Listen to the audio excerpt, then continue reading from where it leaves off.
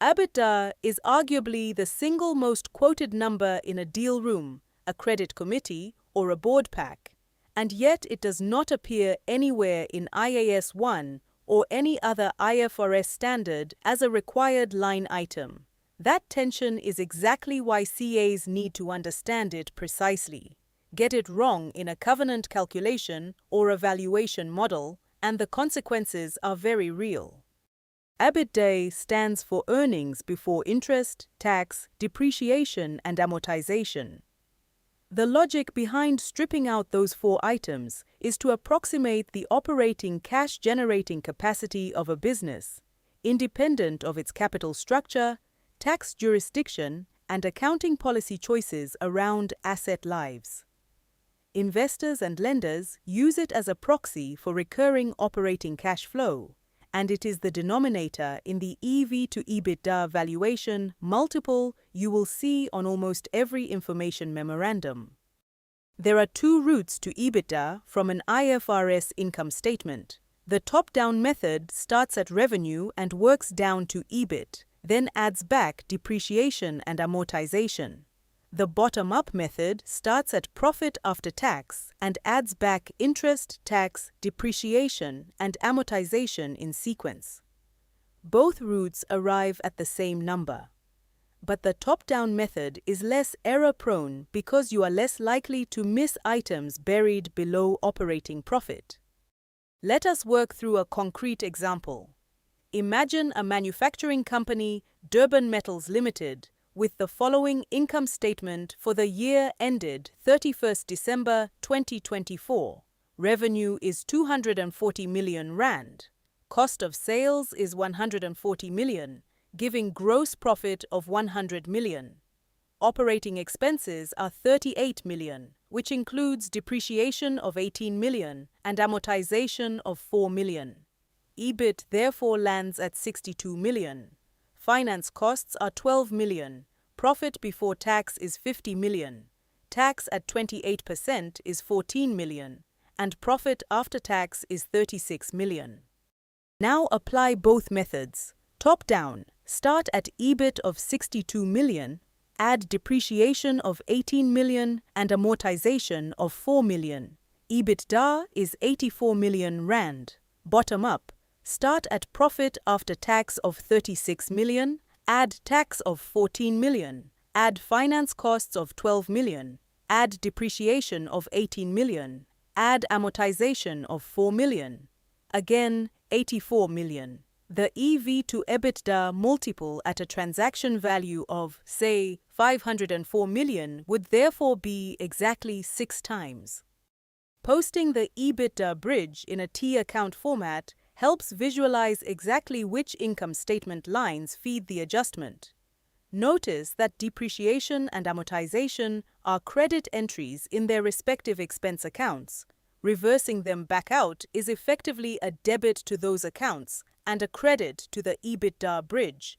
This mirrors the logic in the indirect method cash flow statement under IAS 7, where non-cash charges are added back to profit. IFRS 16, effective from 2019, introduced a significant distortion that catches many practitioners out.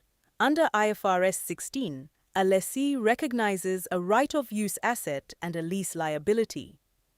The income statement now shows depreciation of the right-of-use asset, which sits above EBIT, and interest on the lease liability, which sits below EBIT in finance costs. Pre-IFRS 16, the operating lease rental sat entirely above EBIT as an operating expense. So post-IFRS 16, EBITDA is mechanically higher for any company with material operating leases, because the cash rental cost has been replaced by depreciation and interest, both of which are added back. The impact is not trivial. Consider a retailer with 100 stores on 10-year leases at 500,000 rand per annum each. That is 50 million rand of annual rentals. Under the old standard, that 50 million reduced EBITDA directly. Under IFRS 16, it is replaced by ROU depreciation and interest expense, both of which are added back. So reported EBITDA could be 50 million rand higher without a single rand of additional cash generation.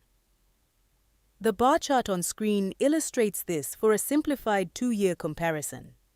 Beyond IFRS 16, the next major pitfall is adjusted EBITDA. In a transaction or private equity context, management will typically present an adjusted figure that adds back items they characterize as non-recurring, restructuring costs, once-off legal settlements, share-based payment charges, or management fees. There is no standard definition of non-recurring under IFRS. It is entirely a management judgment call. Your role as a CA is to interrogate each add-back individually and assess whether it truly will not recur.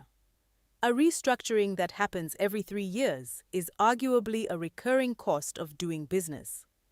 Warren Buffett famously called EBITDA earnings before bad stuff, his point being that depreciation is not a fiction. It represents real capital consumption. A capital-intensive business that ignores depreciation in its performance metric is flattering itself. Charlie Munger went further, saying he had never seen a management presentation that described stock option expense as anything other than non-recurring. CEOs should hold adjusted EBITDA numbers to the same professional skepticism they apply to any other unaudited management estimate. EBITDA also has a close cousin worth knowing, EBITDA, which adds back rent as well.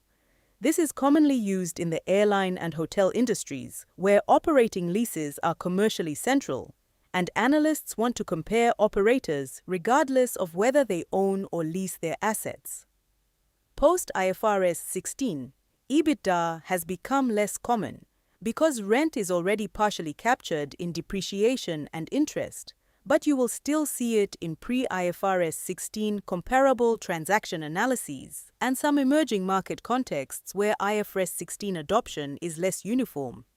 From a covenant perspective, lenders almost always define EBITDA precisely in the facility agreement. Do not assume your calculated number matches the contractual definition. The agreement may specify that only cash interest is included, that IFRS 16 adjustments are excluded, or that only audited figures qualify. A breach triggered by a definitional misreading can have serious consequences, including default and accelerated repayment. Always read the defined terms section of any credit agreement before computing a covenant ratio. To summarize, EBITDA is a useful, widely used proxy for operating cash generation, but it is an unaudited, non-IFRS metric with no standardized definition. Calculate it top-down from EBIT where possible, be alert to IFRS 16 inflation in any post-2019 set of accounts, scrutinize every adjusted add-back independently, and always verify the precise definition when EBITDA feeds a contractual obligation. Used carefully, it is a powerful analytical tool. Used carelessly, it can mislead both you and your client.